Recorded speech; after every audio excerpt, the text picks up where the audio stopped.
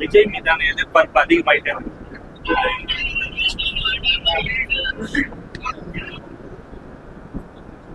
திரு விஜய் அவர்கள் பற்றி உங்க போன ஊடகத்தில் உள்ளவங்க, இந்த போல் ஸ்டார்ஸ்லாம் இருக்காங்கல்ல, நிறைய பேர் அனுபவம் மிக்கவர்கள், எல்லார் கருத்துக்களையும் நாம் ஊடகங்கள்லையும் அவங்கள்ட்ட பேசுறப்ப கேட்கிறோம். அவர் இந்த முறை தேர்தலில் எப்படி மறைந்த புரட்சி கலைஞர் விஜயகாந்த் அவர்கள் 2006 தேர்தலின் போது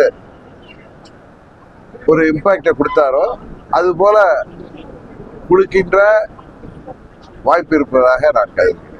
அது எல்லா கட்சிகளுக்குமே பாதிப்பை உருவாக்கலாம் என்றுதான் நான் சொல்வது யதார்த்தம்.